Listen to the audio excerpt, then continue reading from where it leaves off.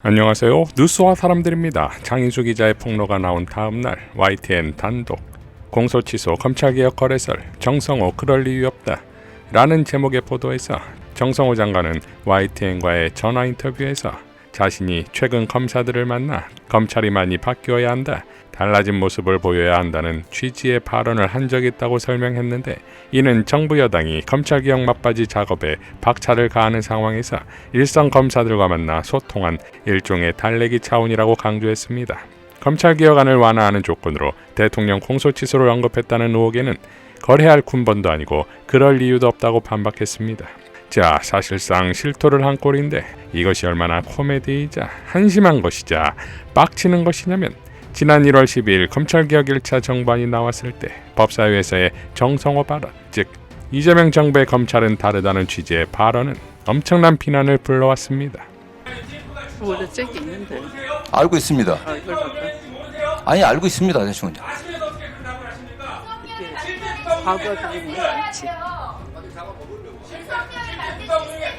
아니, 지금은 이재명 정부의 검찰입니다. 이제, 네.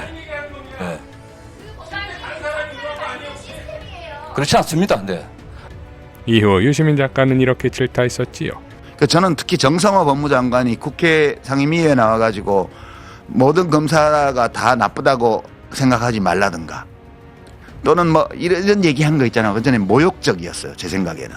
저는 그런 거의 망언이었다고 생각해요. 그런 인식으로 이 검찰개혁 문제를 계속 다루게 되면 이재명 대통령이 굉장히 심각한 정치적 위기에 직면할지도 모른다. 그런 걱정을 저는 굉장히 많이 하고 있죠. 자, 정성호 장관이 그렇게 신뢰한 검찰이 정작 장인수 기자의 폭로에 따르면 이재명 대통령을 비롯해 딜을 제안한 자까지 싸잡아 묶어서 제거하겠다는 거 아니었습니까? 자, 이렇게 최악으로 흘러가는 와중에 10일 국무회의에서 흥미로운 발언이 나오는데, 지난 7일 이재명 대통령이 올렸던 책임과 권력이라는 글에 일종의 해설판 같은 느낌입니다. 국민들 사이에 온갖 이견들이 막 부딪히고 의견이 똑같을 수는 없어요. 의견이 달라요. 다른데 그러면 이 다른 상태로 맨날 싸우고 있느냐? 뭐 안 되죠. 그러면 어느 한쪽 마음대로 하냐? 그것도 안 되죠. 그럴 때 저도 취하는 방법이 끊임없이 양쪽의 얘기를 듣고 조정을 하되 최대한 좁혀보는데, 이때 의도를 가지고 왜곡을 해서 거짓 주장을 하거나 선동을 하거나 아니면 이런 경우는 더 이상 해결이 안 됩니다.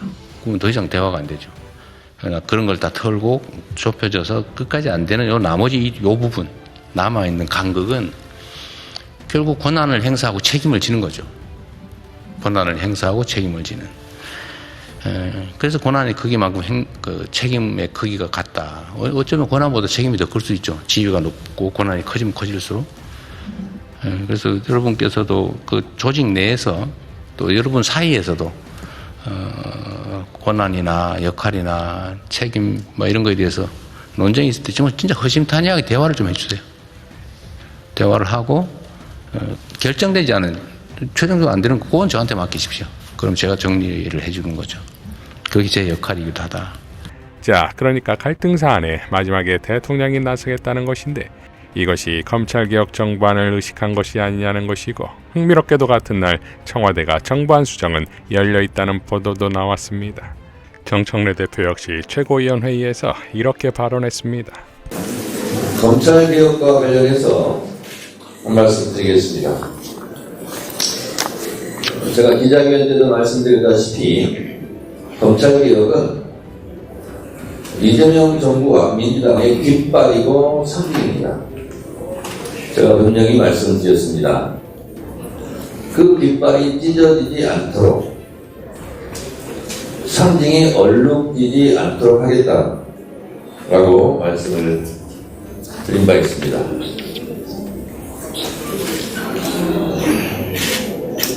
우리는 검찰청을 폐지하는 정부조직법을 이미 통과시켰습니다. 그러면서 우리는 수없이 다짐했습니다. 수사와 기소의 분리라는 대원칙은 변함이 없다라고 분명히 말씀을 드렸고 다시 한번 드립니다. 이재명 정부 출범 이후 검찰청 폐지, 사법개혁, 따른 법원개혁, 사법, 조작정보 근절을 위한 언론개혁을 할 수 있었던 것은 국민들의 열망, 그리고 이재명 대통령의 결단과 의지 덕분이었습니다. 제가 여러 차례 말씀드렸습니다. 우리가 이런 말을 많이 합니다. 진료는 의사에게, 약은 약사에게, 수사는 경찰에게, 공소는 검사에게. 이 원칙은 한치도 바뀔 수 없는 대원칙이라는 것을 다시 한번 말씀드립니다. 당정청은 지금까지 원팀 원보이스로 산적한 일들을 처리해왔습니다. 검찰 개혁도 마찬가지입니다. 잘 처리하겠습니다. 이재명 대통령은 지금까지 실사무시형 개혁 정치를 해오셨습니다. 저는 개인적으로 방향과 속도가 일치하는 정치인이라고, 그리고 저와 이재명 대통령이 참 호흡이 잘 맞았던 그런 지도자로 저는 생각하고 있습니다. 검찰 개혁에 대한 이재명 대통령의 의지는 변함이 없고 한결같고 강합니다. 대통령의 일관된 철학을 당에서 든든하게 뒷받침하겠습니다. 검찰 개혁을 열망하는 국민 당원 여러분과 당정청의 방향이 크게 다르지 않습니다.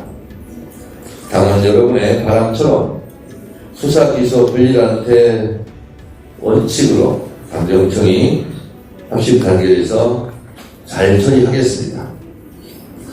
법원 개혁을 당정청이 원팀 원보이스 플레이로 마무리했듯이 검찰 개혁 또한 당정청이 긴밀하게 조율하고 협력하여 국민과 당원 여러분들의 열망이 실망이 되지 않도록 당대표로서 최선의 노력을 다하겠다는 말씀 드립니다.